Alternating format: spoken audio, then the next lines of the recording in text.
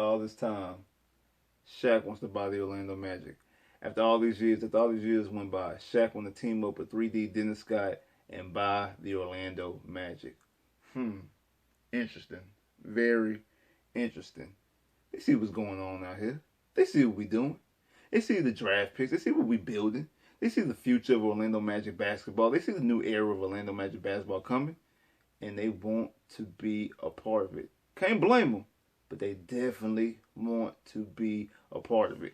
What's up, YouTube? Your boy back once again with another sport topic, and today we're going to talk some basketball, Orlando Magic basketball. Today we're going to talk about the key building blocks, how you build this new era of Orlando Magic basketball, especially since they drafted Paolo #1 overall. How do you build this team? How do you build this team around him? And what do you do going forward to make people like Shaquille O'Neal and Dennis Scott, former Orlando Magics, want to buy the franchise so they can be a part of something special? We're going to break it down. Before we do that, like I've been telling you before, if you liking the content, you liking the channel, make sure you subscribe to the channel. Make sure you liking the videos, commenting all the videos, sharing all the videos on all social media platforms, Instagram, Facebook, Twitter, TikTok, Snapchat, any type of social media platform you use, make sure you share on all those social media platforms. Also, follow me on social media. The links in the description below. Also, we're giving away 30 days free at Amazon Prime. If you don't have Amazon Prime, what are you waiting on? I'm giving away 30 days free. The link is in the description. You click that link, you get 30 days free Amazon Prime. So if you don't have Amazon Prime, click that link, get your free 30 days. Also, the links in the description below to my social media. Follow me on all social media platforms. Get your free 30 days of Amazon Prime. And let's get this channel growing and growing and growing. Like I say, like, share, and subscribe. Now, let's talk about it. Because we all know, everybody know what happened this past Thursday. The Orlando Magic drafted Paolo #1 overall over Jabari, over Chet. And, you had a lot of people mad because the Orlando Magic did a huge swerve. And to be honest, it better work. It's better work because I don't see, especially with this regime, I don't think the Orlando Magic will ever get the #1 overall draft pick again, because I don't think the NBA will ever allow them to get the #1 draft pick again, because how foolish they made the whole NBA. How foolish they made everybody in the media look, except for Vegas. They made everybody look foolish because it's like, hey, oh, it's definitely going to be Chet. Oh, it's definitely going to be Jabari. It's going to be Jabari. It's going to be Jabari. I mean, you even fooled Woj. It's going to be Jabari, and it ended up being Paolo, which I told y'all, what I think was Tuesday, when I did my official mock of what the Orlando Magic was going to do, my final prediction. Even though I wanted Jabari, but I told y'all they were going to draft Paolo because all the smoke screens, it just made too much sense, and just everything just felt like it was trending somewhere towards them drafting Paolo, and that's what they end up doing. So, how do you build this team? Why did you go after Paolo? Why didn't you go after the shooter in Jabari?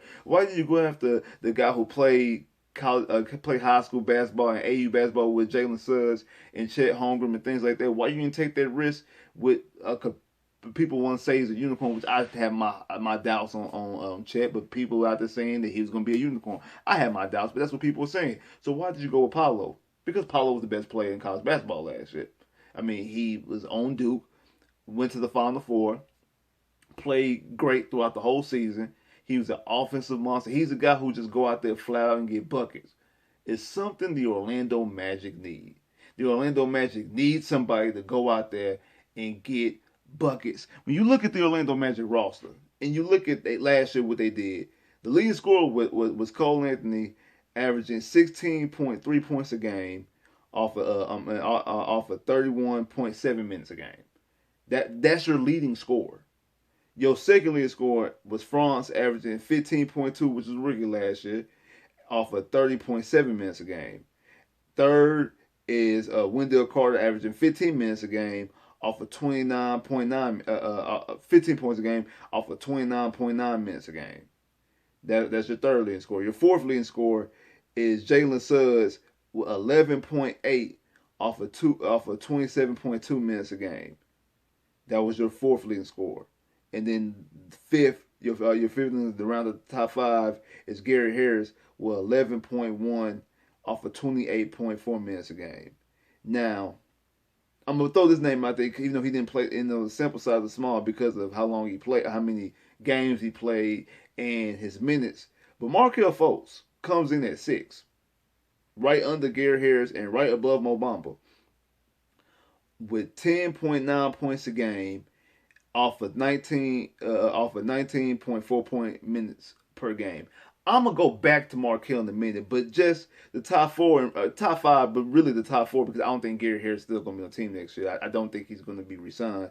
But like I say, Cole coming off the bench is 16.3. Franz Wagner, who was a rookie who ended up being a starter, is 15.1. Wendell Carter, who's your starting center, is 15 even, and then Jalen Suggs, who's your one of your starting guards, either point or small forward, as point or shooting guard. I mean, have you decide to do it with 11.8 points a game, also him being a rookie. That's the reason why you need to draft somebody like Paolo, because you need somebody to go out there and average 20 plus points a game. Outside of Nikola and Dwight Howard, you have not had another player score 20 over 20 points a game since Steve Francis did it in 2004. We're going up on 20 years. This is this is 2022. This next season will be 2023 season. So if you don't get it in this season, it will be 20 years, if not more, until you get somebody that's not named Dwight Howard or Nikola Vucevic to get 20 points, which both are centers. So if you get any wing or any guard, if you get any wing or any guard that gives you 20 points, points a game, it'll be 20 years. We're going on 19. That's the reason why you need to draft somebody like Paolo, because he's a guy who goes out there and gets buckets. He's a scorer on all three levels. He can take it down in low. He can score in the paint. He can finish at the rack. He has a nice mid range, and he has a decent enough three. You can live with his 3 point. You want his 3 point to get better, but you can live with it. You can live with it, especially if he gives you what he gives you inside and also in the mid range. You'll be all right with it. But you want him to hit that three a little bit better. I think it was like 33%, and people say if he would have made 6 more threes, he would be at 43%. So however you want to slice it, but he definitely can hit the three. It's not terrible. Now, obviously, people talk about his defense or lack thereof. I don't think he's going to be a liability. But again, if he's a guy who's giving you 25, 26, 27, 28, 30 points a game, like James Harden was in Houston, I can give a damn about that defense, to be honest with you. Especially when you got people like Markel, when you got people like Suggs, when you got people like Wendell, when you got people like Jonathan Isaac, when you got people like Chuk, you got guys who can play defense. You definitely got guys who can play defense who you can match, especially when J.I. comes back. You got guys who can play defense. You don't need him to be an all defensive player. You don't need him to be all defensive player on this team if he's able to give you that offensively. Now, you don't want him to be a liability on defense, but he don't have to be an all-world defensive player. And he's what, like I say, 6'10", 250. So he has he plays physical on offense. He has the physical capabilities to play defense. It's just the lack thereof. And I think he gave more on the offensive end back in Duke. Now, I do think he's a guy who he's a guy, like I said, about averaging 20. I think he's a guy who potentially can get 20 points his rookie year. I think he's going to add, I think anywhere between 18 and 21 his rookie year is where you probably see. Man, I might dial back to 17. I think 17 is on the low mark, 21's on the high mark. I'm thinking more so 19 and a half to 20 as a rookie, because I think he's going to be the front runner for rookie of the year, because he's going to get all the opportunity, because I think he's going to be the main focal point of the offense. They're going to run the offense through him, which they should. You should be able to run your offense through him, so he's going to get all the opportunities. And if he's out here getting 19, 20 points a game, that's probably putting him on the fast track to win Rookie of the Year. Now, I know it depends on what somebody else does, but I think that puts him on the short list to be Rookie of the Year. And I think that's where he probably will be at, because I think he's going to get every opportunity. Because if he's out here scoring 17 points a game, which I think is the low mark, then really where are you getting out of him? Because basically he's giving you the same production that Cole Anthony's giving you off the bench. That would be a problem. Like I said, now I think if he gives you 21 would be the max. If he gives you anything over 21, you definitely have a potential future all-star on your team. If he's out here gaining over 21 points as a rookie, even though if they force feed him the ball, That's just right there shows you what type of offensive monster he could be if he's going out there and averaging 21 plus. Don't think he's going to get 21 plus as a rookie. I hope he does. Hope he does. I think it's going to be between 19 to 20, somewhere in that range, maybe like a high 19 that you kind of like round up to 20, like 19.9. You might as well say he averaging 20 points a game, or 19.8. You might as well say he averaging 20 points a game. Something around those lines is what I think he'll end up being. But he's going to be given every single opportunity to do that because of the team he's on. And speaking of the team he's on, because I see, I forgot what show was it. I think it was Michael Smith. Used to be on ESPN. Michael Smith, they had a guy on his show, and he was talking about, and the guy said he's a Duke fan, and he was talking about how he feels bad for these players because they end up gotta go these top players. They end up gotta go to bad teams. He wished they didn't get drafted to people like Golden State or good teams and stuff like that, so they can get the most out of them. That's how you fix the NBA. I'm like, well, dude, if the best play, if the best players in every upcoming draft goes to the top teams, that's how you don't have parity, because then you just keep those teams going. That's the problem, like in college sports for the most part. That's the reason why you have, like in basketball, the Dukes, the North Carolinas, the Kentuckys, Duke, North Carolinas, Kentucky, Kansas, and things like that. You have those big schools, those blue blood schools, stay where they at, because they always get supreme talent. Same thing, in college basketball, the Alabamas, the Ohio States, the LSUs, the Clemsons, the USCs, and things like that, the Oklahomas, the Texas, like you know what I mean? But like the most talented guys go to those big name schools because it's a free fall. There's no drafting. They just go. I mean, yeah, you got to recruit them, but you got to recruit them to come to your school, and they're gonna come to those schools with big names, big programs, and things like that. If all those guys went to the same, if all the good guys, good talented guys go to these other markets, you would never get the Orlando Magic of '95. You would never get Golden State. You wouldn't get Golden State. You wouldn't get the Steph Currys and the Klay Thompsons being on their team because they would have been somewhere else. You don't get LeBron to help bring Cleveland back twice. Things like that. So that doesn't make any sense. I don't understand what he was talking about. It just doesn't make any sense. But that's how you have parity in sports in general, is that you spread out the talent. The teams that don't have the talent, teams with bad records, get the opportunity to get the talent. Now, we can make a case about the whole lottery thing. I think the lottery thing is foolish, because I think if you're the worst team in the NBA, you should be able to get the first pick. I don't give a damn about the whole tanking thing, because people still tank. And some people tank for years. You can have the worst record in the NBA for 20 straight years and never get the number one overall pick because the whole lottery. That's stupid to me. That's dumb. But I digress. That's a conversation for another day. But when you talk about the people who you pairing, who you will be pairing up with Paolo, because I said, but Paolo's going to be the focal point. I think Cole is the guy who comes off the bench. So I know I seen a thing the other day, people talking about what's the starting five going to be like. To me, I think the starting five opening day should be Markelle at the 1, Suggs at the 2, Franz at the 3, Paolo at the 4, and Wendell at the 5. Now, the reason why I say that, because of the starting 5, and we taking Paolo out because Paolo wasn't on the team last year, 3 of that starting 5 are your top 5 scorers, in Franz being the second leading scorer, Wendell being the 3rd leading scorer, and Suggs being the 4th leading scorer. Now, obviously, your number 1 leading scorer is coming off the bench, and I think your 5th leading scorer is not going to be on the team. And then you enter in a guy who didn't play that much basketball last year because of the injury, and also had minute restriction because of the injury. I already vaulted up to being the 6th person on that list, and not that much off from 5 and 4. Very off. I mean, I'm pretty sure if he scored 2 more buckets, he's probably the 5th, if not the 4th leading scorer. If he probably makes 10 more, if he makes maybe 3 more buckets in one game, makes 3 more buckets, he's probably in that juncture. So I mean, you put him up there, that does help. And I think that's part of the reason why they still have a lot of trust in Markelle, because what he's able to do in a small sample size.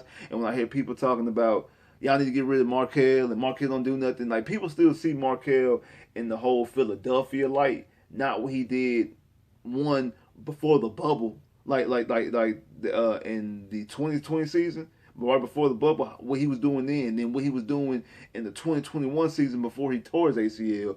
When he was doing and that's I know it's a small sample size, but what Markel was giving you, he especially that 2020 season before the whole bubble situation, he was on the fast track to become most improved player, and I damn sure believe. I believe if the season doesn't get suspended, I think he does get most improved player, and I believe that same way. If it doesn't get thin, the year he tore his ACL in 2021, if he doesn't get hurt, he probably does get most improved player. And actually, to be honest, I believe if Markel doesn't get hurt, I don't know if they end up punting and making the trade when it comes to AG and Vooch, because I think the Magic are actually in a better position record wise with Markel. That's just me. That's just my personal belief. That's how I think. I think Markel was kind of like the glue guy when it came to the Magic in that little span right there in the 2020 season, the 2021 season. I think he was kind of the glue guy. But that, like I said, that's a conversation for another day. But I think that's why the organization has a lot of trust of what he can do on the basketball court as long as he's healthy. Now, you might not have a lot of trust to make him your centerpiece, your focal point guy because of the injury situations. Same thing with J.I. He's kind of the odd man out, kind of the guy that's the forgotten man in this whole equation. But when you're talking about what Markel can do, and I think with somebody like Paolo helps open that up, and I think he helps Paolo's work. I think he can get the ball to Paolo in the low block. I think he can get Paolo the ball in a lot of different places. And I think Paolo will be able to control the offense and also get a lot of people to come to him. Like get a lot of defenders come to him and kind of open some things up a little bit. Now I think Jabari would have opened things up a little bit more because of him shooting. He's able to move people out to the perimeter. I think he opens a lot of things. He would open up a lot of things for somebody like for Wendell and also France. And I do think that France will end up taking more of a backseat when it comes to Paolo. But that's what you have to do when you have number one overall draft pick. You have to get the guy who you believe is the best guy. Don't worry about who fits best. I think Jabari fits better with the team. Now, I'll tell you all the time, I wanted Jabari. I think Jabari fits best with the team. But I also can see that Jabari not being a superstar. I can also see that Jabari being just a good solid player, a good 3-and-D guy. I think that Paolo has the better potential of being the superstar guy because offensively, he has a bigger and stronger offensive game. Offensively, he's a more complete player. Offensively, he's more NBA ready. I think out of the three, he was more NBA ready than anybody. I think Chet was going to be the guy that you have to develop and wait a little bit of time on. And I also think that Jabari was like the in between because I think especially on a good team, he would fit in right in because he's a shooter. He could be a sniper. But if you want him to be a star, you would have to help develop him a little bit. But he could play right now because he can shoot, but you have to develop him to become a star. I think Paolo is a guy who can step right in and become a star. That's why I think Paolo, no matter where Paolo was at, and Paolo went to Houston and Paolo went to OKC, Paolo has the best opportunity out of anybody to become Rookie of the Year because I think he was the most complete player right now to play today. He's the most complete player to play today. I know Jabari has a better defensive game. We're talking about from an offensive standpoint and ready to step in and play in and give you full NBA minutes. He can come and step in right now.